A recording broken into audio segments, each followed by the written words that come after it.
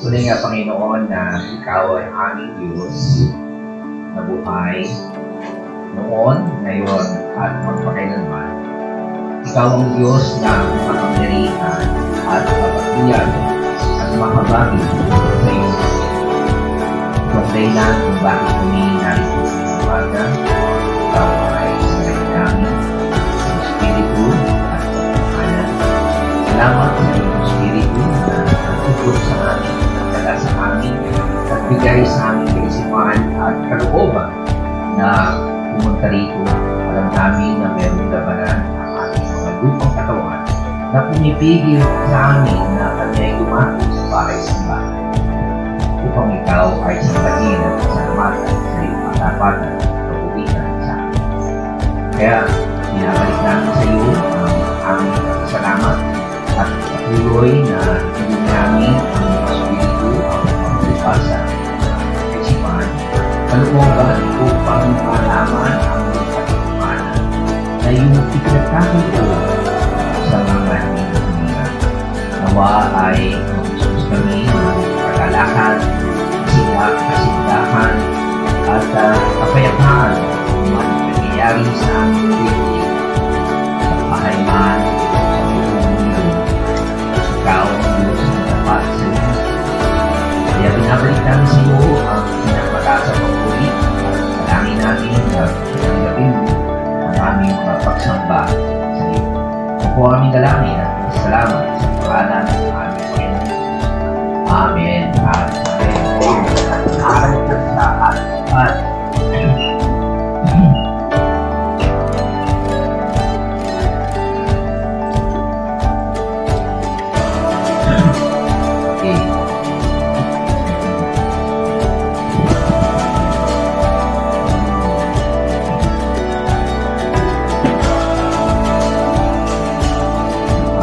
tayo po ay magpapatuloy sa ating pag-aaral sa salita ng Diyos sa Book of 1 Peter. Okay? At sa ating pong pag-aaral na ito ay nasa 6 na bahagi na po tayo.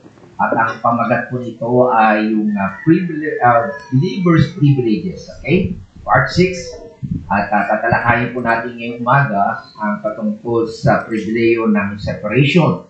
Sa susunod na linggo ay yung possession and illumination. At ang ating paksa ay matatagpuan natin sa 1 Pedro chapter 2 verse 9b o ikalawang bahagi ng verse 9 hanggang verse 10. Mangyari po na inihayaan ko na muli tayo tumayo bilang paggalang sa salita ng Diyos. Sabi po rito, kung mangyari ay sabayan niyo po ako sa ating pagbabasa para po sa pag-record po ng ating message ngayong umaga. Isang bansang nakalaan sa Diyos, bayang pag-aari ng Diyos upang magpahayag ng mga kahangahangang ginawa niya. Siya ang tumawag sa inyo mula sa kadiliman patungo sa kanyang kahangahangang kaliwanagan. Kayo'y hindi bayan ng Diyos noon, ngunit ngayon, kayo'y bayang hinilang niya. Noon, pinagkaitan kayo ng habag, ngunit ngayon, tinanggap na ninyo ang kanyang habag. Ito po ang salita ng Panginoon. Pwede na po kayo maupo para po sa inyong kalaman. Kung kapo'y bago at hindi nyo nasubaybayan ang ating pag-aaral, ang paksa po natin ito ay ina-address ni Peter sa mga Kristiyano na nagkalat po sa iba't ibang lugar. At ang naranasan po nila doon ay mga iba't ibang difficulties o circumstances. Pinag-uusip po sila. Baga hinahanti sila, gusto silang patayin, kaya nagkalat po sila sa iba't ibang lugar. So sa kalagayan iyon ay naranasan nila yung mahirap pala maging Kristiyano. Panay tago ng tago, pinapatay, pinapersecute. Okay? So nakita po nila ang halaga ng pagsunod sa Panginoon. Kaya ito pong sulat ni Pedro, okay, ay isang encouragement letter. Okay? Kumbaga kayo ay nakakaranas ng hirap sa pagsunod nyo sa Panginoon, sinulatan kayo ni Pedro para i-encourage kayo.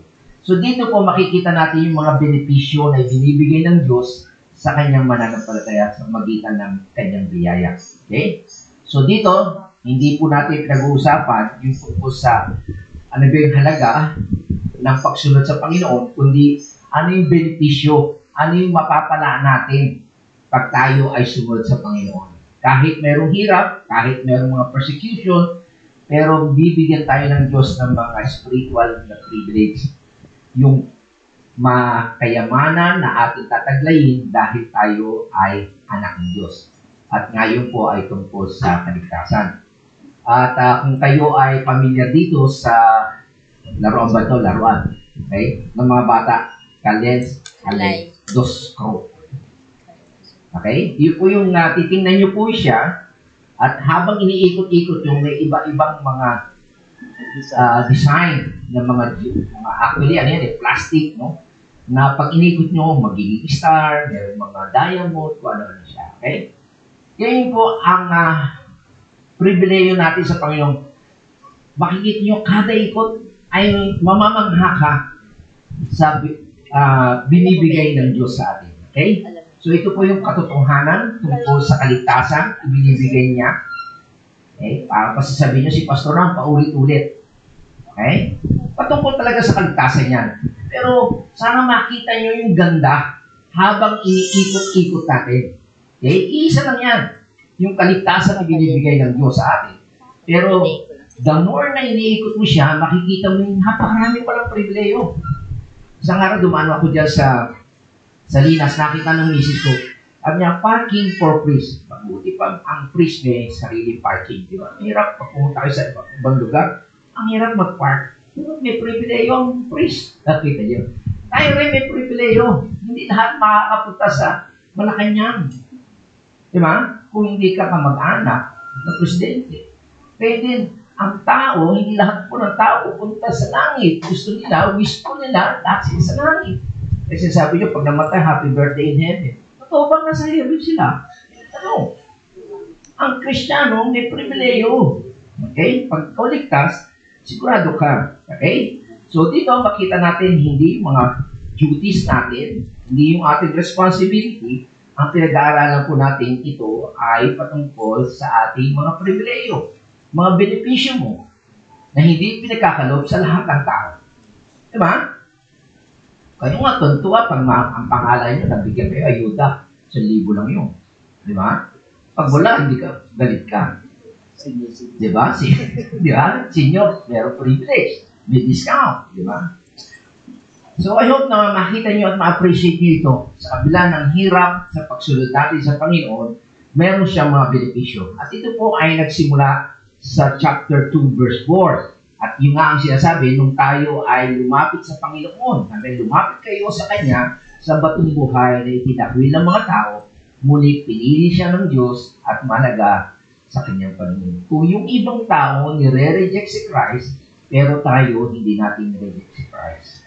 Okay? At alam natin, hindi tayo ang pumili ng Diyos, kundi tayo ang pinili ng Diyos. Tama?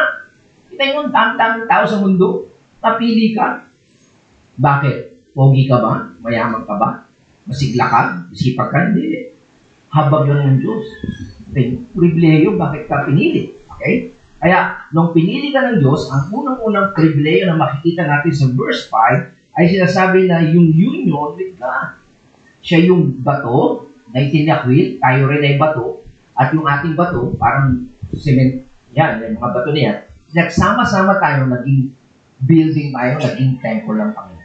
Diba? Napag-aralan natin yan. Yan po ang unang-una with union with our Lord. Okay? Siya yung bato, panuluhan. Tayo yung mga hollow block habang tumataas at yun ay nabuo yung templo. Yun yung tinatawag na church. Pangalawa, meron tayo ay tinatawag na priest. Okay? Ang priest lang po ang merong access sa holies of holies. Okay? So, hindi po lahat ng tao ay priest, wala po silang access. Okay? Ang priest lang po ang merong access na makalapit sa Diyos. Okay? And then, makita natin dito yung makakapag-offer tayo ng spiritual sacrifices na katanggap-tanggap sa Diyos. Okay? And then, pangatlo, ay tinatawag na security in our Lord. Okay? Sabi po doon sa verse 6, sa wikang Ingles, sabi, "He who believes in Him shall not be disappointed." Hindi mapapahiya. Maraming po tao, kaya nagtiwala kayo sa salita, nabudol kayo. Napahiya kayo, di ba? Nakakaya, tama? Yung iba, nagpapakamatay sa kahina. Naloko sila. Tama? Pero, ang salita po ng Diyos, okay, bibigyan ka ng po ng security in knowing Christ, hindi ka madidisappoint, hindi ka magdududa, hindi ka mabibigo. Sapagkat ang pangako ng Panginoon, kapag tayo nagtiwala sa Kanya, hindi tayo mabibigo. Okay? Hindi tayo katulad ng sinasabi sa Matthew chapter 7. Yung sabi niya, Panginoon, Panginoon mo, ganito aming ginawa. Pinanghawakan nila yung kailang ginawa. Pero sabi ng Panginoon, hindi ko kayo kakilala. Imagine mo, wala kasi silang union with God. Ito yan. So, pero, pag tayo ay merong union, meron tayong karapatan, meron tayong access sa Panginoon, at kapag tayo nanampalataya sa Kanya, pag tayo humarap sa Kanya, hindi tayo, mabibigo. Hindi tayo mapapahiya. Maraming taong mapapahiya. Sabi niya, nangaral kami, nagpalayas ang demonyo, nagpagalit. Kayo, hindi nyo nagagawa yun. Tama? Pero hindi po yan sa ating ginawa tayo ililigtas ng Panginoon. Hindi yun sa kanyang biyaya at pinipakpili. Okay? And also, pang-apat, makikita natin dito, ang isang pribileyo natin ay merong affections for the Lord. Sabi ko doon sa verse 7 and 8, this precious value. So, ibig sabihin, ang mga mananampalataya po, pinapahalagan siya. Kung yung ibang tao, tinatakwil si Jesus Christ, ginagamit pa sa pagmumura ang pangalan ni Jesus Christ, tayo hindi, mahal natin siya. Okay? Binibigyan natin siya ng pagpapahalaga. Okay? So, yan po ang isa sa mga katangian ng totoong mananampalataya, mahalaga po siya. Okay? Kaya binibigyan nyo ng pagpapahalaga ang Diyos. At ito nga ay pagpapakita natin pag-araw ng linggo kasi tawag natin dito Lord's Day. Diba? Kung birthday nga ng mga anak nyo, ma-absent kayo, birthday ninyo, diba? Binibigyan nyo ng pagpapahalaga. Day off ako, magse-celebrate ako. Tama? 7 araw binigay tayo kada week. 6 na araw ko magtrabaho. Pagdating ng linggo, 1 lang araw sa Panginoon. Ayaw mo pa. Okay? So, pakita mo yung affection, yung pagmamahal mo sa Panginoon. Ang 5, tayo ay tinatawag na pinili o election by the Lord. Okay? Ang pagpili ng Diyos ay hindi dahil sa kakayanan mo. At kailan ka pinili? Sabi sa Biblia, sa Ephesians, bago ka pa ipinanganak? Bago pa nilikha ang mundo. Gano'ng katagal ka na pinili ng Diyos. Okay? So, hindi dahil sa iyong ginawa, kahit si Jeremiah, no? Hindi siya pinili. Nung ipinanganak na siya, hindi. Hindi pa siya ipinapanganak. Okay? So, ganoon din si Jacob. So, hindi po yan dahil sa performance mo, kundi dahil sa habag ng Diyos. At yung pang-6 ay dominion with the Lord. Sabi po doon, hindi lang po tayo priest, kundi royal priest. Ano ibig po sabihin ng royal priest? Nagsisilbi ka sa hari at kasama kang namumuno ng hari. Parang ang cabinet, di ba? Cabinet member, kumbaga may presidente, kasama ka ng presidente, naglilingkod ka sa presidente, pero namumuno ka rin kasama ng presidente. Naintindihan niyo? So, hindi lang basta tayo priest na mayroong access to the Lord, kundi tinatawag tayo, sabi, royal priesthood. Okay? So, ibig sabihin niya, hindi lang ka naglilingkod, you're not just rule, kundi namumuno kang kasama ng hari. Okay. Ngayon, dadako tayo sa pang-7. Ito yung ating mismong paksa ngayon, yung tinatawag na separation to our Lord. Okay? Sabi po dyan sa talata na ating binasa, okay, sa King James Version, sabi, kayo'y bansang banal, holy nation. Hindi lang daw po tayo chosen race, hindi lang po tayo royal priesthood, kundi a holy nation. Okay. Ano po ba ibig sabihin noon? Okay? So, ang nation po, ang ibig po sabihin niyan sa Greek ay ethnos. Okay? Ang ibig po sabihin ng ethnos, people, tao. Okay? So, translate natin, it simply means people or we are holy people. Yung nation, papalitan natin ng people. We are holy people. Okay? And we are holy people. Okay? Ano ibig po naman sabihin ng holy? It means separated.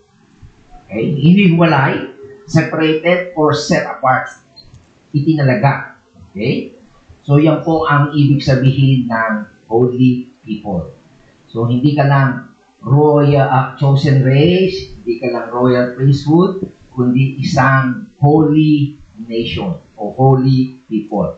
Okay? Kaya kapag kayo ay nasabihan, masyado ka namang banal. Salamat sa Diyos. Nakikita nila yung tamang-tama tayo. Kaya huwag kayong mahiyak. Okay? Ngayon ang tanong, saan ba nakuha ni Peter to? Bakit niya tinawag ang mga believer na a holy nation? Of course, bihasa si Peter sa Old Testament. Okay? At makikita natin yan sa Exodus chapter 19, verse 6. Ang sabi doon, a kingdom of priests, ang tawag po sa people of Israel, a kingdom of priests, and a holy nation. Ang sabi ng Panginoon, kayo'y gagawin kong isang kaharian ng mga pari. Okay? At isang bansang banal. Okay? Yan ang sasabihin mo sa mga Israelita. Wow! Bukod tangi at tawag sa mga Israelita noong panahon noon ay kaharian ng mga pari at isang bansang banal. And then sa Leviticus, okay, ganyan makikita natin yan sa Leviticus chapter 19, verse 2, sabi niya, sabihin mo sa buong sambahayan ng Israel, magpakabanal kayo sapagkat akong si Yahweh na yung Diyos ay banal. So dito makita natin na ang bansang Israel ay pinili ng Diyos, sineparate siya sa buong mundo, sa ibang nasyon, para sabihin sila ay banal, sapagkat ang Diyos nila ay banal. Napakyan mo yun, pang-amoy ko. Okay? So, kaya ka bukod tangi, okay, isineparate ka sa ibang bansa, kasi ang Diyos mo na pinaglilingkuran ay isang Diyos na banal. Okay? And then, sa Deuteronomy chapter 7, verse 6, sabi niya, sapagkat ikaw ay isang banal na bayan sa Panginoong Diyos. Pinili ka ng Diyos, Panginoong Diyos, upang maging bayan sa kanyang sariling pag-aari, na higit sa lahat ng mga bayan na nasa ibabaw ng balat ng lupa. So talagang katangi-tangi ka, isang malaking pribilehyo. Sa dami ng bansa na nakapaligid sa Israel, actually sabi sa Bible, hindi niya pinili ng Israel dahil napakarami na. Ang liit nga siya eh. Titignan niyo sa mapa, ang liit eh. Diba yung mga Arab nation na laki eh. Diba?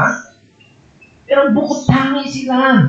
They're holy people unto the Lord thy God. Pinili sila para sa Diyos na banal. Eh, yun na sa isip, di ba? And then, nakita natin isa pa sa Leviticus chapter 20, verse 26, sabi niya, magpakabanal kayo, sapagkat akong si Yahweh ay banal. Kayo pinili ko sa gitna ng mga bansa upang maging akin. Ang sabi, akin yan. Kaya makikita niyo yung protection ng Diyos sa bansang Israel. Nalaman niyo, yung mga 6 Days War, 1966, tatlong bansa, pinagtulungan sila, hindi na bansa. Di ba? Maray pa hindi dahil sa mabait ang Israel. Hindi, matigas na ulo ang Israel. Maraming mga Israel. Pero pakipakita na ako'y banal. Okay? Kakaiba kayo. You're separated. Kaysa sa ibang mga bansa. Iba ang kailang Diyos. Ikaw yung ang Diyos niyo ay isang Diyos na banal. And then sa Isaiah 62 verse 12 sabi niya, sila'y tatawagin ng mga tao na bayang banal na tinubos ni Yahweh. Tatawagin silang lungsod na minamahal ng Diyos. Luzon na hindi pinabayaan ng Diyos. Kita niya. Yan ang isang pribileyo ng bansang Israel. Okay? Ngayon, ang tanong, what does it mean? Ano ibig sabihin ito? Okay? Bakit nga tayo ibinubuttangi? Ito pa ay dahil sa paglilingkod. Okay? Totoo? Yes. But primarily, okay, hindi lang basta paglilingkod, it is for relationship. Gusto ng Diyos na meron tayong ugnayan o magandang samahan. Sapagkat yung paglilingkod ay nagbubunga ito ng magandang samahan. Diba? Pag maganda yung samahan ninyo, naglilingkuran kayo sa isa't isa. Tama? Ma-establish po yung mabuting relasyon, hindi lang basta maglilingkod tayo sa Diyos. Isipin po natin, ang Diyos, dahil sa kanyang walang hanggang biyaya, hindi natin maisip na bakit niya tayo pinili. Isipin nyo. Alam niya na makasalanan tayo, tama? Tayo yung masama. Tayo nagpakalayo-layo sa kanya. Tayo namumuhay sa kadiliman. Pero binuhay niya tayo mula sa kamatayan patungo sa buhay. Mula sa kaharian ni Satanas papunta sa kanyang minamahal na anak. Ang dahilan ay dahil may hamon niya tayo mula sa kaharian ni Satanas at ang mga demonyo at gusto ng Diyos na makapiling niya tayo. Okay? So, yan po ang makikita po natin. Napakaganda po ng plano ng Diyos sa bansang Israel. Pero nakakalungkot po sapagkat ang bansang ito dahil sa kailang hindi paniniwala sa Diyos. Okay? Lalo na po nung dumating yung Messiah na pinangako ng Diyos, ay nakita natin dahil sa kailang unbelief, ay napurpit po yung mga pribileyo na ito na binibigay ng Diyos sa kanila. Kaya yung pong mga blessing na dapat tanggapin ng bansang Israel ay hindi po napasa kanila, bagkus napapunta po saan? Sa mga hintil. At ito po ang nangyari. Sabi dyan sa Romans chapter 9, verse 24 to 26, sabi niya, tayong mga taong iyong tinatawag niya, hindi lamang mula sa mga Hudyo, subalit mula rin saan? Sa mga hintil. Ganito ang sinabi ng aklat ni Oseas, ang dating hindi ko bayan, ay tatawaging bayan ko. At ang dating hindi ko mahal, ay tatawaging mahal ko. At sa mga sinasabing kayo'y hindi ko bayan, sila'y tatawaging mga anak ng Diyos na buhay. And then sa Romans 11:12, yan nga makita natin. Ngayon, kung ang pagkahulog na nila ay siyang kayamanan ng salibutan, at ang pagkalugi nila ang siyang kayamanan ng mga hindi, gaano pa ang kapunuan nila. So yung pong pagkabaksak ng bansang Israel, mga Hudyo, dahil sa hindi na paniniwala at pagtalikod nila sa Diyos, naging kayamanan po ito ng mga hindi na katulad na. Kapag hindi ka po Hudyo, tawag sa iyo ay hindi. Okay? So, nakakalungkot yung pribileyo ng Diyos na sila'y tinatawag na bayan ng Diyos. Ngayon po ay ang Diyos ay meron na pong bagong new people. Okay? Meron na po siyang bagong bayan. Okay? Oh, but that's exactly what He has done. Ano po yung talagang ginawa ng Diyos sa atin? Okay? Una, ang ginawa ng Diyos ay He separated us from sin. Yeah? Mula sa kasalanan, hiniwalay niya tayo. And then, He has separated us from Satan. Okay? Ang ama ng mga sinungaling ay sino? Si Satanas, yun ang father ng mga sinungaling. Ang ginawa ng Diyos, hiniwalay ka na doon. Kumbaga, ito'y kaliwa. Ito'y kaliwa ko, ha? Mula sa kaliwa, okay? Sa panig ni Satanas, inilipat ka na sa panig ng Diyos. Okay? He has separated us from the world, sa mundo. Yung maling sistema ng mundo. Okay? Hindi po yung, nandito pa tayo sa mundo, di ba? Iisa pa lang earth natin. Meron pong parable sa Bible, yung the parable of the wheat and the tare. Okay? Yung may nagsaksik, may nagtanim ng wheat, Ang ginawa ng kaaway, ang demonyo nagtanim din ng masamang damo. Tama? Pag-gising niya, sumibol. Sabi ng mga alagad, tatanggalin po namin. Sabi ng mga baka magkamali kayo. So, we are still in the same physical earth, pero yung maling sistema ng mundo, hihiwalay ka. Okay? Hindi na kung anong sistema ng mundo yung magbudol, manloko, magchismis, okay? Gumawa ng kasamaan, ikaw, ang sistema mo, hindi. Naintindihan niyo po ba? Okay? So, yung word na ito ay yung system. Yung worldly system. Okay? Simple system. Pero, nandito pa tayo sa mundo. Tama? Bakit tayo hiniwalay? Para mapabilang sa Diyos. Liwanag? Kung ito'y teritoryo ng demonyo, kadiliman, inilipat ka mula sa kadiliman patungo sa liwanag. Feeling na po. Okay? So, I hope na makita natin yung sistema na yun. Ang tawag po ng mga theologian dyan, sa theology, ang tawag po dyan ay sanctification, separation. Binukod-tangi ka. Ito yung kawan, inilayo ka dyan, isineparate ka. Ang tawag po ng mga theologian po dyan, sa theology, ang tawag po dyan ay sanctification. So, makita natin, we are sanctified people. Yung holy, ibig sabihin ng sanctified people. Ito pong ibig sabihin ng holy nation. Okay? Na tayo ay sineparate from what is unholy, hindi banal, we are being devoted to God. Maliwanag po ba? Pag tinawag kang holy, hindi po yung sabi na mga saint, yung ika-canonize ka, ang saint sa mga Katoliko, patay na eh. May isang tiyo si Mrs. kahapon sa niya. Yatanong yung ating fellowship. Sabi, anong saint ang related sa inyo? Wala akong saint sa amin. Anong santo daw, di ba? Mayroong San Lazaro, San Mateo, San Roque, di ba? Mga gano'n, di ba? May mga kinikilala silang saint. Wala tayong gano'n. Ang saint natin, tayo mismo, Kristiyano, saint tawag sa atin, di ba? Pero ang sa atin, ang wino-worship natin talaga si Jesus Christ. Tama? Maliwanag po ba yun? Okay. So, ang tanong, kailan nangyari po yun na tayo ay naging sanctified o holy people? Kaya ang tawag nga ni Pablo sa mga Kristiyano ay sainted, di ba? Mga banal. Ito po ay nangyari, makita natin, titingnan natin background sa 1 Peter chapter 1, verse 2. Sabi niya dito, kayo'y pinili ng Diyos ayon sa kanyang kaalaman sa mula't mula pa. Kaya kita niya na, before the foundations of the world, pinili ka na.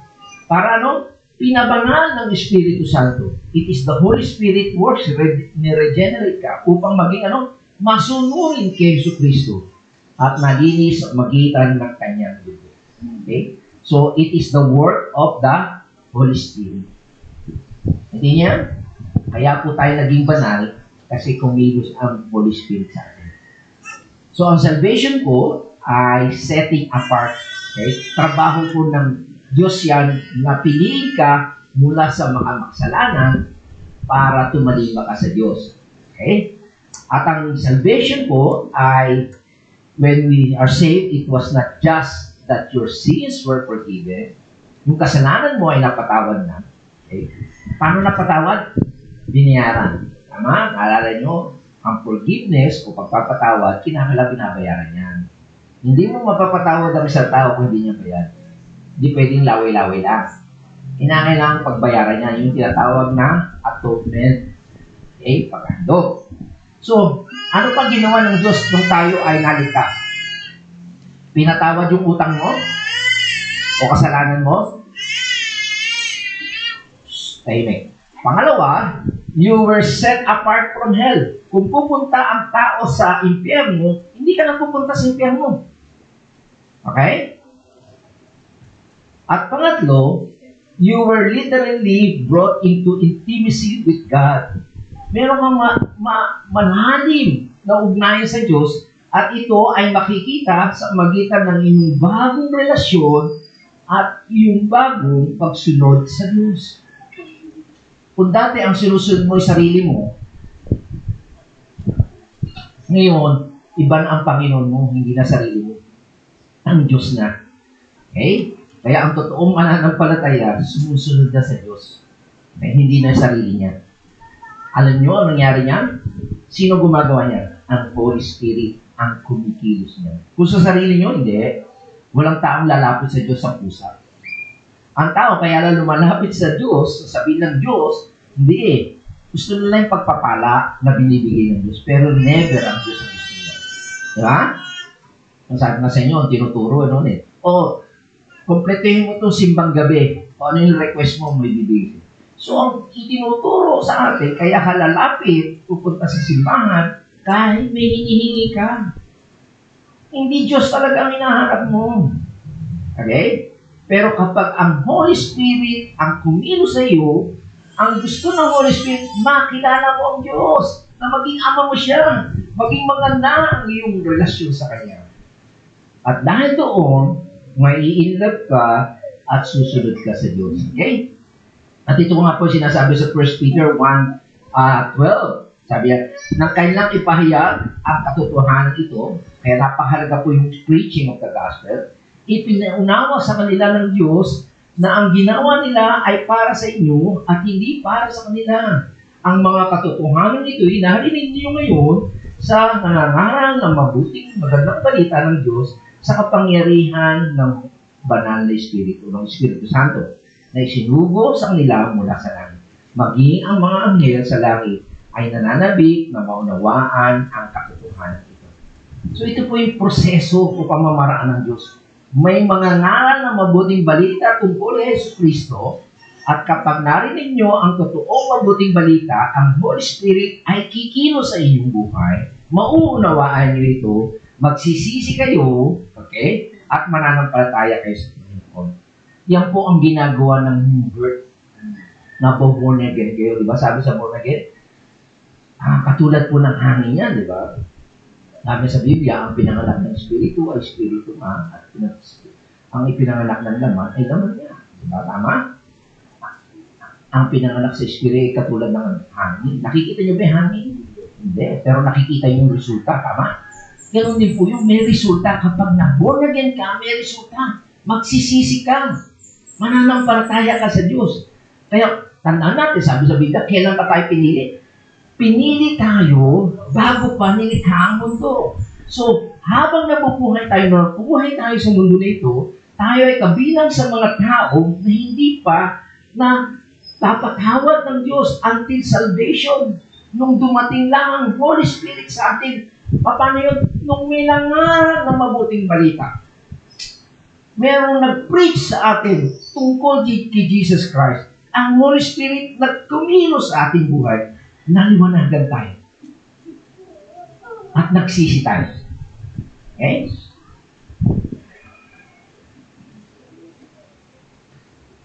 At ito po ay makikita natin na sinasabi ni Pedro, okay?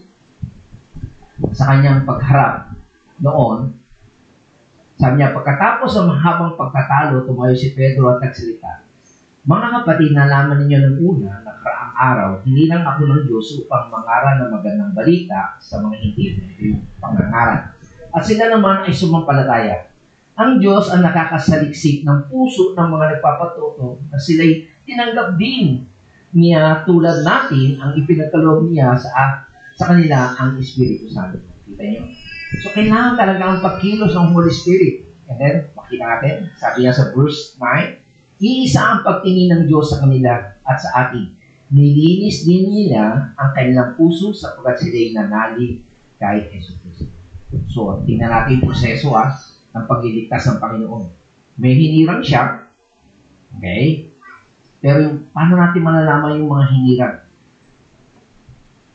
Magre-respond siya pag meron ng haral ng Diyos, ng mabuting balita, at ang Holy Spirit ay mangungusap sa kanila. Okay? At sila mananalig kay Jesus Christ. Okay? So yan po yung sinasabi niya, bakit ba marunong pa kayo sa Diyos? Bakit nyo inaakang sa mga mananampalataya ang isang pasaning hindi na nakayanang dalhin ng ating mga ninuno at hindi natin kayang pasanin yung mga loob?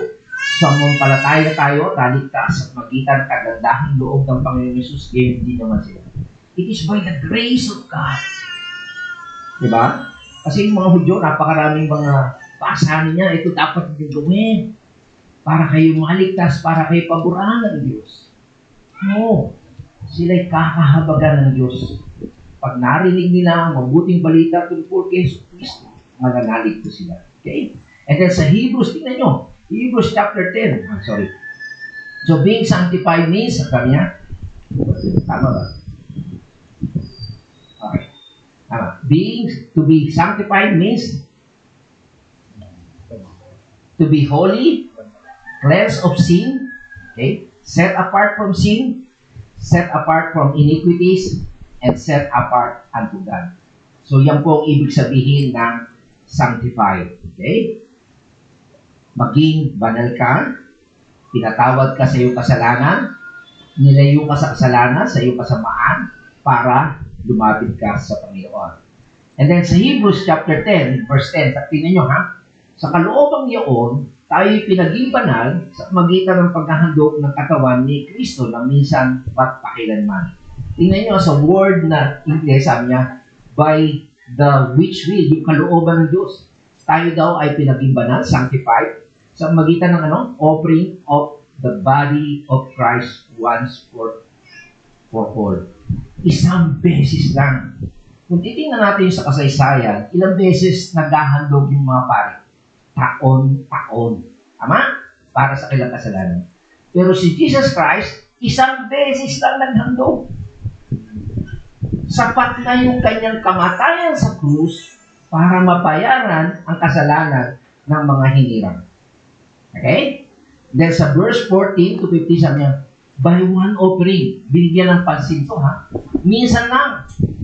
Hindi kagaya po ng ginagawa ng mga Katoliko. Every time na nag-yuyukari sila, paulit-ulit na namamatay si Jesus Christ. Yun ang turo nila. Pero maliwanag sa Biblia, sa makatuwid, sa magitan lamang ng isang paghahandog, once lang, ay kanyang ginawang ganap, perfect, magpakilanman ang mga pinagbanal ng Diyos. So kapag ikaw ay sinantify, pinili ng Diyos, yung ginawa ni Christ, sufficient, sapat, minsan lang, ang Espiritu nagpapatotoo rin ito tungkol sa atin. It is the Holy Spirit, okay, ang nagbibigay ng testimony, conviction. Totoo ba yun? Sapat ba yun? Kayo yung ba kasi ginagawa yung paulit-ulit eh. Kaya nga, naus yung tradisyon nila, ginagawa nila ito by works kasi hindi sufficiente para sa kanila yung ginawa ni Christ. So again, paglapastangan sa Diyos yun. Maliwanag po yan. By one offering, sa pamamagitan lamang ng isang paghahandog. Ganyan. So dito makita natin, sanctification is bound up in salvation. Kapag ikaw ay niligtas ng Diyos, ibubukod ka talaga niya. Pagiging ganap. Sa tingin ng tao, sa tingin mo, makasalanan ka, pero dahil ikaw'y pinili ng Diyos, perfect ka. Di ba napakagandang pribileyo? Ikaw nagsisikap bayaran ng iyong utang, hindi mo mabayad-bayaran. Ang Diyos, pinayaran yan. Okay? Yan ang ginawa ng banal na Espiritu para tayo maligtas.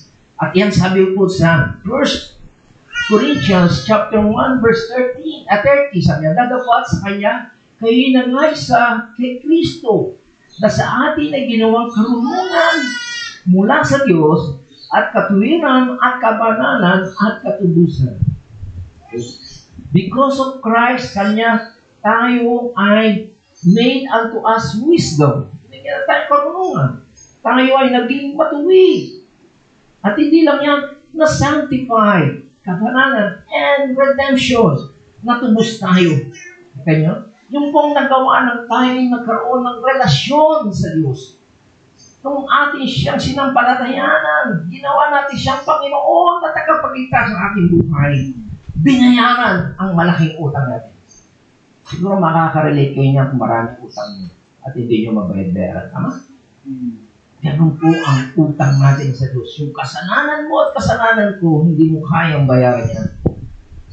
By the way, ang Diyos po ay banal.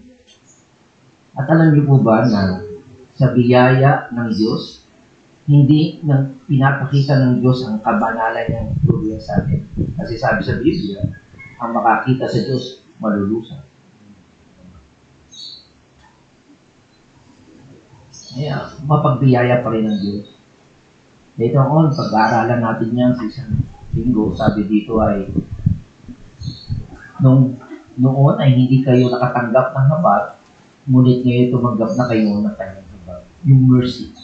Ano yung ibig sabihin ng mercy? Wini-withhold niya yung parusa.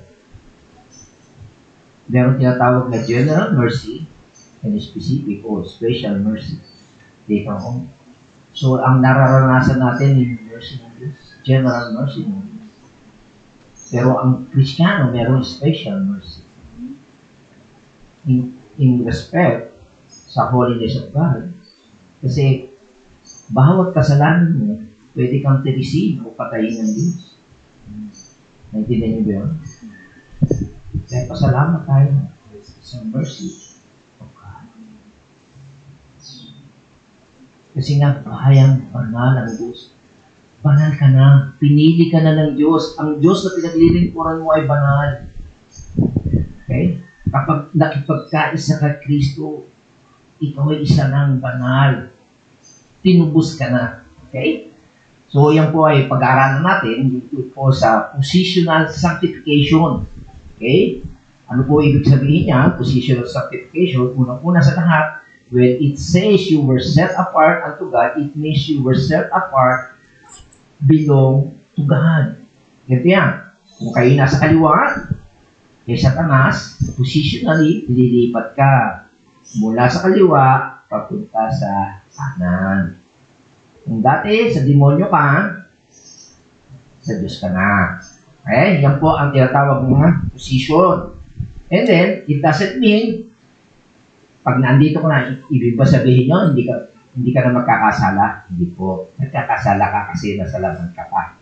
Okay? Kasi may katuruan mo, pag Kristiyano ka, nagkasala ka, tanggapin mo si Jesus Christ na wala na salvation mo, mali po yun. Okay? Positionally, yung tatayuan mo mula sa kaharian ni Satanas, papunta ka na sa kaharian ng Diyos. It just meant that you were set apart from belonging to sin, dati, kabilang ka sa kasalanan, alipin ka ng kasalanan, alipin ka ng demonyo, at patutungo ko lang sa kamatayan. Yung death po niya, ibig sabihin ay hindi lang po straight, physical death, mamamatay lahat ng tao, Kristiyano o hindi, mamamatay. Pero yung death na yan, eternal separation from God. Nakita niyo yan? So, positionally, kapag ikaw ay sinantify ng Panginoon, inalis na yung posisyon mo, iba na ang posisyon mo, from left to right. Alam niyo, sa katapusan ng mundo, sabi ng Panginoon, ihiwalay niya ang kambing sa kaliwa at upa. Okay, maliwanag po yan. Alam ng Diyos. Tandaan din natin, kapag ikaw ay hinirang ng Diyos, tupa ka na. Nawawala ka lang. Kaya hinahanap yung tupang. Pero yung kambing, hindi nagiging tupa yun, ha? Tandaan yun, ha? Huwag kayong mag-evangelize sa kambing. Kambing yun, talaga kambing yun. Hindi nagiging tupa yun. Technically, o theologically speaking, kapag hindi elect yan, talagang matigas ang ulo niya. Hindi siya hinirang ng Diyos. Hindi natin alam yun. Hindi natin masasabi yun. Ang mga kambing, nag-resist yan. Ayaw nilang kilalanin, sumampalataya sa Panginoon. Pero, kapag talagang tupa yan, nawawala lang yan. Okay? At ililipat. Pag natagpuan na ng Panginoon, di ba? Yung the parable of the lost sheep. Kahit isa lang yan, hahanapin ng Panginoon yan. Mag-respond siya. Pag narinig niya ang boses ng Diyos, magkanyang pastor, tutugin niya. Okay? So, positionally, okay? Ano yung pinagsabi sa Bible? Kailan yan? Ano yung pinagbasihan natin? Sabi, alos sa paunang kaalaman ng Diyos sa pagpapabanal ng Espiritu Santo. Okay? Sa English ay through the sanctification of the Holy Spirit. Okay? Upang magsitanima, magre-respond sila. Mga wisika ng dugo. Okay? So yung dugo is sprinkling of the blood, ibig sabihin niya, di ba? Blood compact yan, di ba? Tama? Pag may kasunduan, may bagong covenant, may dugo, tama? So ganoon ang ginawa ng Panginoon. Yung pinagtubo sa inyo, kaya kayo nabayaran, napatawad ang iyong kasalanan, dugo niya ang ginamit, pambayad. Okay? So, kumpirmado yun. Sigurado yun. Naintindihan niyo yun? Kasi sinilbyo ng dugo ng Panginoon. Hindi ka mapapahiya. Okay? And then sabi nga, ito yung sinasabi ko sa inyo, Colossians 1:13, positionally, nang sila'y naligtas, okay, sa magitan ng kapangyarihan, naligtas sa atin sa kapangyarihan ng kadiliman, okay, ito yung kadiliman, at nalipat sa atin sa kaharian ng anak na kanyang pag-ibig. We were delivered from the power of darkness and has translated us into the kingdom of His dear Son. Kaya, positionally, ito, dati ka, nasa kaliwa ka, inilipat position mo sa kanan, sa kaharian ng Diyos. Okay? So, again, positional sanctification at my salvation, okay, I was taken out of the kingdom of darkness and placed in the kingdom of dear Son. Okay? Maliwanag po niyo. Maiba ang position mo, kalagayan mo. You are separated. And then, I was taken out of death and put into life. Kung ang buhay ng mga nasa kaliwa, pag namatay sa impyerno. Pero nung inilipat ka, pag namatay ka, kasama ka ng Diyos. Kaya kang bibigyan ng buhay na walang hanggan. Kung dati ang ama mo ang Diablo, ngayon ang ama mo ay buhay na Diyos. At yun. At ngayon, tayo ay kabilang sa Diyos at tayo ay pag-aari ng Diyos. Okay? So, I have been separated from sin in terms of its penalty. Diba? Kapag ikaw ay nagkasala, ano sabi sa Biblia? Anong kabayaran ng kasalanan? Kamatayan. Hindi lang basta physical na kamatayan. Meron tinatawag na eternal death. Well, the second death. Yun yung pupunta ka sa impyerno. And also, in terms of its impact. Mabigat po. Ang sabi po sa Biblia, yung mayaman, sabi niya ni Abraham, alalahanin mo nung ikaw'y nabubuhay. Ikaw ay nagpapasasa. Maraming tao nagpapasasa. Nalalamok sa kalayawan, kayamanan. Pero ang sabi ni Abraham, ngayon, durusa ka. Tama?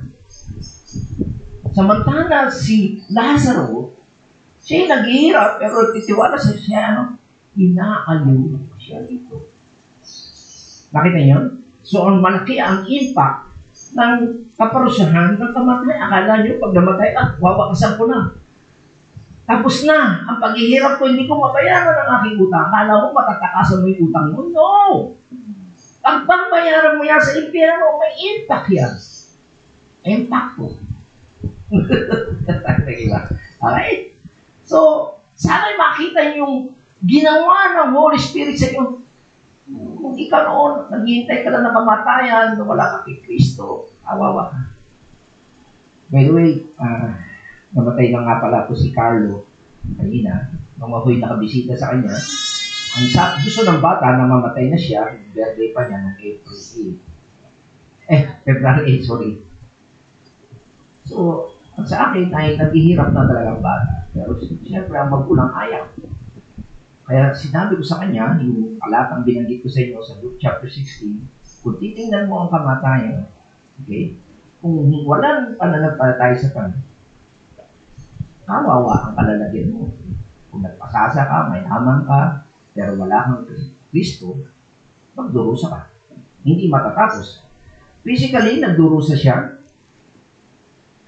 pero mawawakasan yun kung ikaw ay mananampalataya. Sabi sa Biblia, si Lazaro, nung nabubuhay, nagdurusa siya. Walang makain.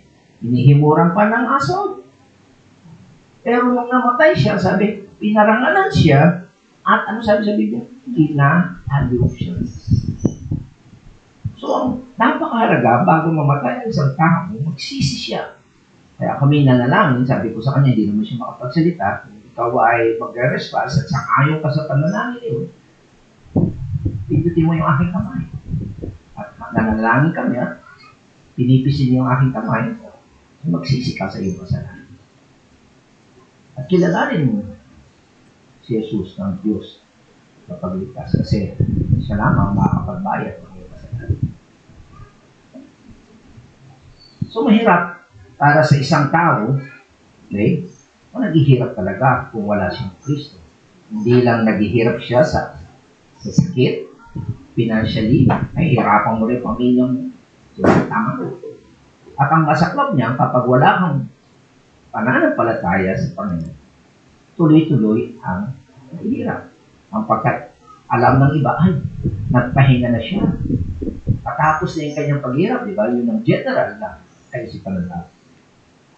Mali po yun. Kung ang isang tao ay hindi mananampalataya, magtutuloy ang kanyang paghihirap. At yun po yung sinasabi ko sa inyo na yung impact ng kabayaran ng kasalanan. Okay? So, kaya napakaganda pong pribileyo ito. Buhay ka pa, alam mo na, may katiyahan ka na ikaw'y pinatawad na ng Diyos. Pumikit ka man, alam mo, sama mo pa. Okay? And then, meron tinatawag din namang progressive sanctification. Meron positional, meron progressive. Ay say, ang sanctification ay hindi lang ito tungkol sa katayuan o kalagayan. Ito ay nagiging pattern ng iyong buhay. Ang progressive sanctification, ang katunayan nito, your life pattern nag-change. Kaya sabi, ang sinumang nakipag-isa kay Kristo ay isa ng bago nila. Positionally, from kaliwa, magiging kanan na siya. Nabago na yung kanyang posisyon. Pero nung nabago na yung kanyang posisyon, yung gawin niya, yung habit niya, yung karakter niya, binabago ng Diyos progressively. It is a process. Itong position, instant to. Nung ikaw'y nanampalataya sa Panginoon, inilipat ka instantly. Pero yung progressive sanctification, continuous yan. Habang nabubuhay ka sa mundo nito, your life you begin to live for God. Kung dati noon, namumuhay ka sa sarili mo, layaw pa. Ngayon ay nabubuhay ka na sa Diyos. You continue to be more and more separated from sin. Nilalayo mo rin kasamaan that was so much the dominant pattern of your life. Kung dati nasinggero ka, sugarol, babaero ka, nilalayuan mo rin noon, ayaw mo na noon, tumatakbo ka na doon. Nakon yun? Yan po ang katunayan na talaga ang Holy Spirit ay kumikilos sa buhay mo.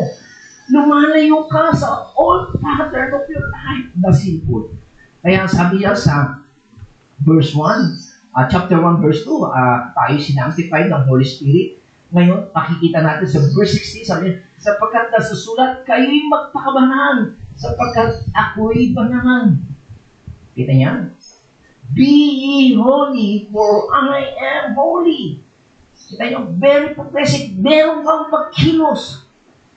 Ano pa sabi sa 1 Thessalonians 4:3? O practical o progressive, sapagkat ito ang kalooban ng Diyos sa mga tuwid, baga ang iyong pagkabanan, na kayo'y magsiilag sa pakikiapid.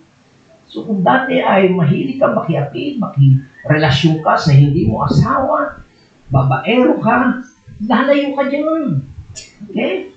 So yan po ang makikita natin sanctification. Hindi lang ito posisyon, kundi progressive. Meron kang effort dito, makikipag-ugnayan. Kasi tingnan nyo, kapag ikaw ay banal, o ikaw ay Kristiyano, sa totoo lang, may labanan.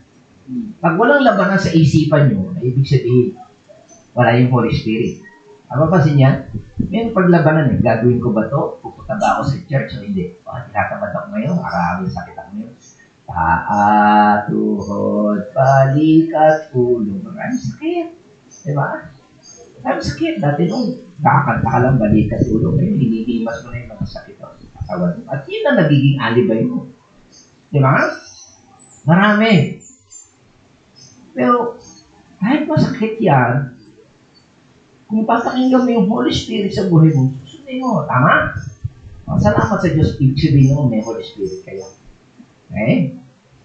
So, makikita natin dito, yung progressive reality that I must continually live more and more in a holy, separate way so that I bring out into the working out of my life the reality of my position. So, ipamumuhay mo talaga kung ano yung katayuan mo.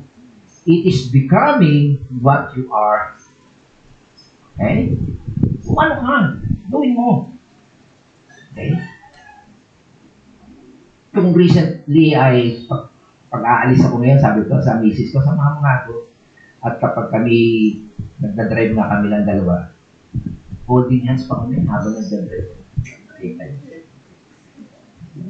dati ka, hindi naman ako ganito. Bakit ganun? Kailangan gusto ko. Diba? Kasi minsan, sasabihin mo, tamanda ka na, nakakaya. Oo, tama, minsan ka na rin, no? Hindi, magkasama kayo eh. Tumanda tayo. Till death do us part. Diba? That's reality. Yun ang talaga. Ay, nung kami nasa prayer meeting, yun na pag-usap-usapan eh. Ay, hindi ako sweet, hindi ako sweet sa asawa ko. Dapat, habang tumatanda tayo, dapat gawin natin yun. Magkasama kayo, that's reality. Tama. Ganun din nyo, ikaw ay pananampalataya, dapat habang tumatagal, nagiging malapit ka sa Diyos, yung intimacy mo. Ayan, later kung pag-aaral natin yan. And then lastly, meron pang pangatlo, meron position, progressive, meron tinatawag na ultimate sanctification. Kailan natin mangyayari ito? Hindi po mangyayari dito sa habang tayo nabubuhay. Mangyayari ito after life. At ano sinasabi dito sa 1 John chapter 3 verse 2? Sabi niya, mga minamahal, ngayon nga, mga anak, tayo anak ng Diyos. Okay? Today, we are son of God. Okay? At hindi pa nahayag kung magiging ano tayo. Okay? Yung pag namatay tayo o dumating sa Panginoon, pero nalalaman natin, this is sure, na kung siya'y mahayag, makikita natin siya sa Jesus Christ, tayo magiging ano, katulad niya, perfect, all knowledge. Sapagkat siya'y ating makikita gaya ng kanyang sarili. Kita niya? Kung hindi tayo makuha natin perfection, nagkakamali pa tayo, nagkakasama tayo, pero once na namatay tayo, nakita na natin ng Diyos at pagdating ng Panginoon, we will be perfect. Wala na tayong kasalanan. At yan ang pangako ng Panginoon. Okay? So, manuwanag po yan na tayo ay binukod na ng Diyos, tayo pag-aari na ng Diyos, wala na tayo sa paghari ng kasalanan. We are no longer slave. Ang sabi po niya sa Romans chapter 6, verse 17 to 19, sabi niya, ngunit salamat sa Diyos, kayong dating alipin ng kasalanan, ay taos-pusong sumunod sa aral na ibinigay sa inyo. Ay, kita nyo, dati alipin tayo ng kasalanan. Kaya tayo gumagawa ng kasalanan dahil alipin tayo. Okay? Hindi dahil sa natukso ka, bagamat nakakatulong yun, pero kaya mo ginagawa, ang tao nagiging makasalanan, hindi dahil parang aso. Sasabihin nyo ba, aso yun, tumahuli. Hindi dahil tayo nagiging makasalanan, dahil gumawa tayong kasalanan, kundi talaga makasalanan tayo, alipin tayo ng kasalanan. Okay? Kaya tayo gumagawa ng kasalanan, dahil alipin tayo ng kasalanan. At hindi mo ano mong gawin. Sabi ni Pablo, yung gusto kong gawin. Hindi ko magawa. Kasi makasalanan lang yung katawan. Okay? Pero ano sabi? Pinalaya na tayo sa kasalanan. Kung dati nakagapos ka, lagi ka nakapadena. Di ba? Pag padena, tingin yung aso. Pag meron din, papasunod din yun. Meron ganun siya, leash na nasisitipan siya. Susunod talaga siya. Ganoon po tayo. Kayo ngayon ay alipin ng katuwiran. Okay? So kung dati, ang gusto mo ay gumawa ng kasalanan, panlalamang sa kapwa, ngayon katuwiran. So sa mga partihan, hindi ka naglalamang. Diba? Kung ano yung matuwid. Sabi, gumagamit ako ng karaniwang pangungusap, ordinary say, wars, dahil sa inyong likas na kahinaan. Mahina talaga ang pangunawa natin kung paano pinailalim ninyo nung una ninyong sarili sa karumihan at sa kasamaang palala ng palala. Kita niya. Ay, ang mundo palala ng palala. Ilaanin nyo ngayon ang inyong sarili bilang alipin ng katuwiran para sa banal na layunin. Yan ang gusto ng Panginoon. Yung ating buhay ngayon, ilaan natin sa katuwiran. Okay? Okay, nire-enforce pa ho yan ni Paul, sabi niya, sa Acts chapter 20, verse 32. Ngayon, pinagkakagubilin ko kayo sa Diyos at sa salita ng kanyang biyaya na makapagpatibay at makapagbigay sa inyo ng mana. Kita nyo, binibigyan niya tayo ng mana sa kasama ng lahat ng mga pinagiging banal. So, kapag ikaw ay mananampalataya, bibigyan ka niya ng inheritance. Okay? Para ikaw ay maging banal. Okay? So, napakaganda po niya. Yesterday ay may Last Will and Testament yung Tiyan ni Chartes, binasa po ko. At least may mana siya. Kaysa sa wala, diba? Kasi sabi, hindi daw eh. Yung lupa na portion, hindi daw paghahatian pa. Pero nakalagay sa Testament, kanila. O, di ba? Ganda, di ba? So, ganun din tayo. Kung nanay tatay nyo, wala ipamana. Hanggang sa langit, may ipapamana sa inyo. Okay? So, tandaan po natin, ang sanctified o pinaging banal ay parallel words to salvation. Nung kayo ay naligtas, okay, naging banal kayo, sineparate kayo, okay, at sabi nga, ito yun, upang idilat mo ang kailang mga mata, kasi ang mga tao, by nature, nakadilat nga mata nila, spiritually, hindi na maintindihan, upang sila yung mga nabalik sa ilaw mula sa kadiliman, at mula sa kapangyarihan ni Satanas. Kita niya na, dati, dilim, papunta sa ilaw, dati, sa kapangyarihan ni Satanas, papunta sa Diyos, upang sila magsitanggap ng kapatawaran sa kasalanan. At ano pa? Mana, kasama ng pagiging banal, sa magitan ng pananampalataya. Kita niyo, nung nanampalataya tayo sa Panginoon, from darkness to light, from Satan to God, okay? Dati hindi ka napatawad, ngayon napatawad na. Okay? Dati, ang mamanahin mo kaparusahan, ngayon, ang mamanahin mo kaligtasan, kasama ng mga pinabanal. At iyon ay nangyari nung ikaw ay nampalataya sa Panginoon. Kanya. So, maliwanag po dito na ang na-sanctified, pinabanal, ay ibig yung sabihin niya, patumbas lang yan, ng kaligtasan. Okay? So, nung tayo nanampalataya sa Panginoon, na-sanctify tayo, nung tayo nanampalataya sa Panginoon, naligtas tayo, nung tayo nanampalataya sa Panginoon, pinatawad tayo ng Diyos, nung tayo nanampalataya sa Panginoon, binigyan niya tayo ng mana, at sa magitan ng pananampalataya, from darkness to light, mula sa kaharian ng demonyo ni Satanas, patungo sa Diyos. Maniwanag po na sinasabi yan lahat sa ating mga talata. Okay? So, I hope na makita natin yung napakagandang pribileyo nito, mga kapatid. Okay? We are now a holy people. Sa ayaw nyo at sa gusto, banal po kayo. Hindi natin kinakailangan ng mga santo. Tayo na yung mga santo ng Diyos. Liwanag po ba yan? Theologically, at sinasabi ng Biblia. Sapagkat tayo ay ano yung ibig sabihin po nito? We are being set apart. Kaya, ito po napakaganda. At tayo ay spiritual. Okay? We are no longer, hindi na tayo pag-aari ni Satanas. We are no longer victim in the bondage to sin. That is, we once were. Dati, alipin tayo. Okay? Pero ngayon, hindi na. We have entered into the new relationship. Bago na po yung ating relasyon sa Panginoon. We are now a people set apart unto God. Okay? Yan po ang ating posisyon sa harapan ng Diyos. Liwanag? Kaya napakagandang pribilehiyo po ito. Buhay pa tayo. Wow, thank you, Lord. Kaya sabi ko, sumisis ko nung kami nag-uusap habang holding hands kami. Yung kamatayan, hindi natin pupulan namin. Okay. Kahit pumikit ang mata ko, sunugin ko, okay lang. Kahit walang parangal, walang makipaglibig sa akin, walang magbigay ng tribute, walang problema sa akin yan. Ang mahalaga, positionally, alam ko, kasama ko. Hindi mahalaga yung sasabihin ng tao, parangal. Maraming tao ganyan, may mga politiko, kilalang tao, tama? Hindi mo pupunta sa langit. Maganda lang, nature niya. Maganda ang kanyang at-all.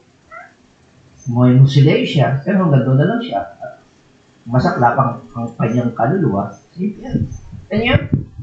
Eh mga kapatid, napakalaking pribilehyo ito kapag kayo nasa Panginoon.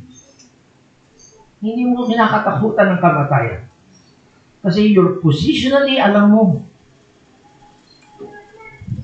Pero makita natin, meron tinatawag habang pa tayo nabubuhay, meron tinatawag na progressively and practically, we work toward living in the light of that holy identity, living up to our position, becoming what we are. Maliwanag? Maraming ba kasi kiniklaim Kristiyano sila pero hindi naman pinamumuhay. Sabi lang Kristiyano siya, wala nakikitang pagbabago. Sabi, hindi totoo. Sinungaling ka. Sino ang ama ng kasinungalingan? Ang Diablo. Ang Diablo po ay mapagpanggap. Tandaan po natin yan. Nagpapanggap siyang anghel ng kaliwanagan. Okay? Pero ang totoong mananampalataya, ikaw at ang Diyos nakakaalam niya. Nalalaman mo kung anong gusto mo at ayaw mo. Diba? So, maliwanag po yan. We are holy people called to be holy. Eh, kung talagang ikaw yung mananampalataya, yan sabi mong, totoong Kristyano ma, binukod ka ng Diyos, yan ibig sabihin ng holy ka, mamuhay kang banal. Lagi ka nakahiwalay doon sa mga manginginom, mga subarol, mga manluloko, babaero. Okay? Umalis ka dyan. We are people set apart unto God, called to set apart unto God. Inilayunan tayo ng Diyos dyan, kasi nga, para sa Kanya na tayo. Tandaan natin na ang kasalanan ay masaklap sa ating buhay. Kasi ang kasalanan po, ito po ay kumukontra sa ating pakikipag-ugnayan sa Diyos, di ba? Kapag ikaw ay nagkasala, ay, hindi ako banal. Okay? Yan ang bisan eh. Kontra ito, nakakasira ng iyong karakter. Di ba? Sa Diyos. Okay? So ano po ba ibig sabihin ng pagiging practically separation? Okay? What is this separation specifically in terms of how I view it practically in my own life? Una, ano nga ba yung separation? And nandito pa rin naman tayo sa mundo. Tama? Di ba ako magtatrabaho? Di ako papasok sa eskwelahan kasi mga kaklase ko hindi mananampalataya? Hindi po katulad ng mga monk. Alam niyo may mga monk, umiwalay sila sa papakalbo pa kasi identify kalbo, at suot nila ay orange ba yun? Diba? Panlabas lang po yun ginagawa ng mga monk. Ina-isolate nila sarili nila sa mundo. Wala pong epekto yun sa puso ng tao. Okay? Hindi po pwede yung monkish externalism. Okay? Hindi po yan sinasabing separation from the world. Pangalawa, hindi rin po yung tinatawag na separations of the Pharisee either. Okay? Kasi ang mga Pariseo, mga panlabas lang yan. Dadasal yan, papakita ang tao yan. Ang sabi ng Diyos niya parang mga nicho yan. Alam niyo yung nicho, punta ka sa amin, sa tapatan. Mga puti, pero anong nasa loob? Bulok. Yan ang sabi ng Panginoon sa mga Pariseo. Ang dami niyang mga policy. O itong gawin mo. Ito, sundin mo. Okay? Magpatuloy ka, circumcise ka, legally para masabi kang medyo. Ang dami na ng mga legalistic na ano. Pero sabi ng Panginoon, pakitang tao na hipokrito yan. Nagpapakita ng religyoso. Pero, hindi naman totoo ang bulok ang kailangan. Hindi rin katulad ng mga Stoic, okay?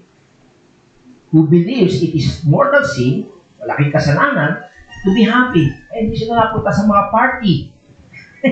Ang mga mukha nila, malungkot. Seryoso. Mukhang religyoso. Meron akong alam niyan, mga Sabadista, hindi natin ang mga party-party yun.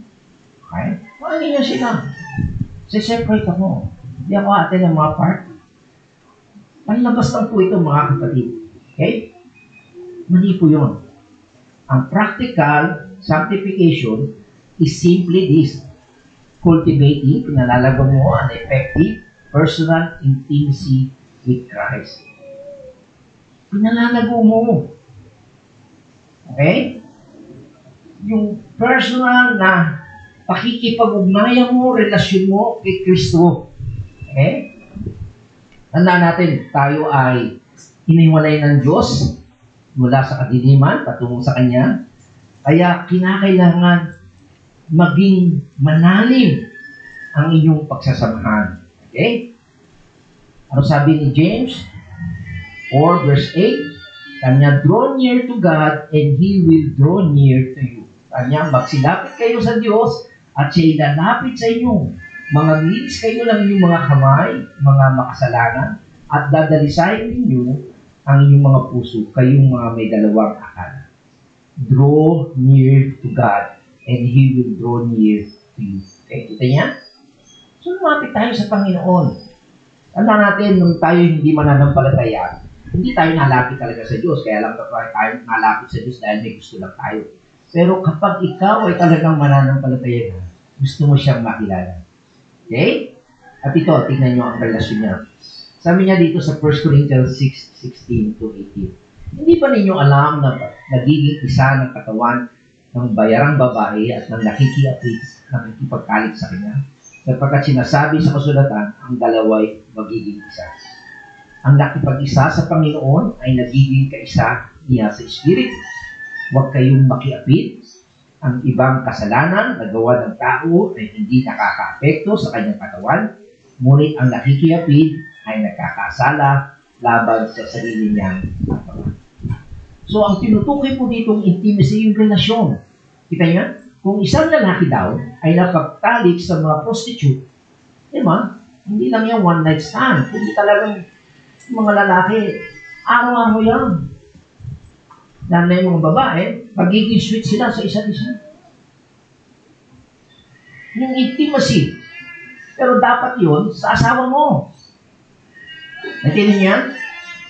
Kung paano dapat yung malapit o malalim na samahan ninyo sa isa't isa. Okay? So, ganoon. So, makikita natin kung gusto mo magandang relasyon mo sa Diyos, ay katulad yan ng relasyon mo sa pag-aasawa. Kaya sabi nga, yung sweetness mo kahit holding hands, di ba? Sa asawa mo, yapos, kiss-kiss ka na. Hindi yung nadidiri. Ibig sabihin, yung intimacy nandun pa rin. Tama niyo yun? Kasi nakikipag-isa ka ganoon din sa Panginoon. Panalagoy mo yung pagsasama mo. Nananabit ka. Di ba? Paglabo isang tao, gusto mo siyang makita, makausap. Ganoon din sa Panginoon. Nagpe-pray ka, nakikinig ka ng salita ng Diyos, sinusunod mo ang Diyos. Di ba? Tama. Yan ang ibig sabihin ng progressive na nasasanctify po tayo. Yung pinalalago natin ang ating relasyon sa Panginoon. Okay? So, ganun po inilintulad yung pagkakaroon ng intimacy with the Lord. Ngayon, i-relate natin ngayon, sabi na dito, when we talk about the holy nation, unang-una, positionally, tayo ay binukod tangi ng Diyos. Itinalaga na tama. Pangalawa, ang gusto ng Panginoon, magkaroon tayo ng intimately set apart. Talagang para sa Kanya lang. Okay? At tandaan po natin mga kapatid, hindi tayo magiging banal na tao in full sense until you have cultivated a relationship of intimacy with the living Christ. Okay? At ito po ay marvelous pursuit of sanctification. Talagang hahangarin natin ito.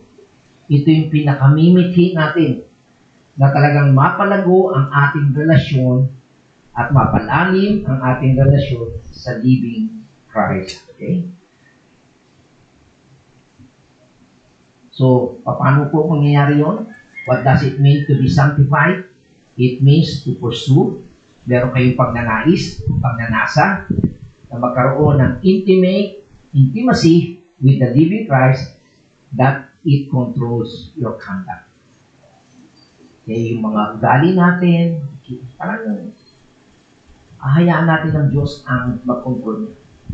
Diba? Yung prayer time, gigising ka ng maaga, pagkakaroon ka talaga ng oras, hindi po pwede sabihin mo kung kailan may oras ka lang. No, bibigyan mo talaga siya ng oras. Kakausapin mo siya. Imagine niyo yun sa magkasawa, okay ba lang na hindi kayo mag-usap araw-araw? Diba hindi? Diba? Makatabi kayo. Diba? Ipapakita mo yung sweetness, yung intimacy mo sa kanya. Ganon din, dapat makukontrol yung ating conduct. Okay? Sabi, hindi naman ako ganon eh. No. Gagawin ng Holy Spirit kaya ipapakita natin sa Panginoon. Kung sasabihin, pag may time lang ako, no, dapat may lagi kang time sa Panginoon. Imagine niyo, hindi gumising ang Diyos, nalimutan niyong magbigay ng oxygen. Sa tao, imagine anong nangyari. Ay, hindi niya na-control ng mga planeta, nagbangga. Imagine niyo kung walang time ang Diyos. Ano mangyari? Disaster. Tama, no? Pero tandaan nyo, hindi natutulong ng Diyos. Hindi kanya iiwan, hindi pinagawin. Tapos hindi po siya bibigyan ng pahalaga. Kaya tandaan po natin mga kapatid, you will never control your conduct outside of the relationship of intimacy with the living Christ. Okay? Hindi po pwede. Nakakalungkot, sa ngayon daw ay meron tinatawag na new sanctifications sa mundo natin, world today. It is the sanctification without Christ. Okay? Nagiging banal daw ang tao na wala si Kristo. Kaya maraming mga ministeryo ngayon bumabagsak, maraming tao bumabagsak sa kasalanan kasi gusto nilang mamuhay ng Christian life, a life out of holy identity without the living Christ. Panay fellowship na lang sila. Kasayahan. Outing dito. Okay? Yung method nila, ang pamamaraan ay tinatawag na quasi-Christian psychology. Parang katulad ng isang Kristiyano na meron tinatawag na introspect, tingnan mo sarili mo, self-image, analysis, mga gano'n lang mga activity, di ba? Pero wala si Kristo. Maging happy lang tayo. Parang JC, Kawanis, yung mga party-party. Parang laro na lang. Activity. Parang siya, kumakanta ka rin naman ng kanta. Diba? Pero wala si Kristo. Hindi tinuturo yung kabananan. Okay lang, namumuhay ka sa kasamaan o kalisuan. Tandaan po natin, hindi po tayo magiging banal nang wala ang ating magandang relasyon sa living Christ. There must be intimacy with Christ. Okay? Kaya, tandaan po natin, magkaroon tayo ng relasyon sa Diyos. Hindi po natatapos yun ng ating paghahanap sa Panginoon. Habang tayo nabubuhay, baka naisin natin, makilala natin ang Panginoon. Ang kayamanan ng kanyang kadakilaan. So, tandaan po natin, that the pursuit of our holiness is the pursuit of our intimate relationship. Mapagyaman natin yung ating relasyon sa Panginoon. At ito po ay napapaloob ng vulnerability. Sabihin ay mapanganib po ito kasi may expose niya tayo, yung ating mga sarili. The more na ma-expose tayo sa Diyos, sa salita ng Diyos, makikita natin po yung ating mga sarili, yung ating buhay. Makikita po natin yung ating kasalanan. Kung nung araw akala natin okay lang yung ginagawa natin, makikita natin. Kaya po sabi nga ng mga theologian, the more you know Christ, the more you see yourself as a sinner. Talagang makikita mo na makasalanan ka. Kaya nung kami nag-aaral, noong February 6 to 8, yung requirement at kailangan ng isang pastor, mga lingkod ng Panginoon, sabi nga na, salamat sa Diyos, tayo sa biyaya lang, haligtas. Ang laki ng standard, ang takas ng standard ng Diyos. baksak tayo. Salamat, Panginoon, sa iyong habag. Alam mo ang aming mga kahinaan, mga kasalanan. Pero we are trying our best. Ito yung kaya na namin na i-offer namin. The more ka nag-aaral ng salita ng Diyos, makikita mo na ikaw isang makasalanan. Pero salamat sa biyaya mo. And later on, sa huli ng ating pag-aaral next week, makikita mo yung mercy ng Panginoon. We are living in the mercy of God. I hope na nakita nyo itong ma-encourage po tayo, mga kapatid. Ano man ang ating katayuan, katulad ng mga unang mananampalataya noon na sinusulatan ni Apostol Pedro. Kung nadi-discourage kayo, isipin nyo mabuti ang pribilehyo na binibigay ng Diyos. So, habang nabubuhay tayo, we pursue of holy living. Okay? At sa pagitan niyan ng ating pagyamanin natin yung ating relasyon sa Panginoon. Tayo po yung mananangin. Salamat po, Panginoon, sa iyong mga salita. Salamat. Ito ay nag-remind sa amin ng iyong biyaya, Panginoon. Nung narinig po namin ang Ebanghelyo, kami yung kinahabagan, binigyan ng pananampalataya at magtiwala sa Panginoon upang kami mapatawad sa aming mga kasalanan. And Lord, we thank you so much na talagang alam namin mula't mula pa ang aming mga isipan, ang aming puso, laging taliwas sa iyo, magsalanan kami. Salamat at dahil sa ginawa mo sa krus ng Kalbaryo, kami yung pinatawad, Panginoon. At binigyan ng pagkakataon na magkaroon ng relasyon sa iyo at gayon din ay makapaglingkod kami sa iyo, Panginoon. Salamat, Panginoon, sa iyong mga salita na patuloy na naglilinis sa amin, nagtuturo sa amin ng mga bagay na katotohanan upang sa ganoon ay magkaroon kami ng kapayapaan. Lalo na, Panginoon, sa panahon na yung dumating yung kamatayan. Kaya, Lord, we thank you dahil sa iyong ginawa sa krus ng Kalbaryo. Natatawad mo kami, nilipat mo ang aming posisyon mula sa kadiliman, mula sa kasalanan, mula sa kapangyarihan ng Satanas, patungo sa liwanag, patungo sa kaharian ng aming Panginoon sa Kristo. Wow, Lord, we are so thankful, grateful, Lord, sa grace na ito na yung ginawa, Panginoon, sa amin. Naway makita po namin ito. Huwag po kaming masilaw sa mga material na bagay na inaanot ng mundo na pangsamantala, Panginoon. Because tingnan po namin yung yaman, inheritance na yung binibigay sa mga nananalig sa iyo, Panginoon. Now we give you all the praises and the glory. In Jesus' name we pray. Amen. And amen.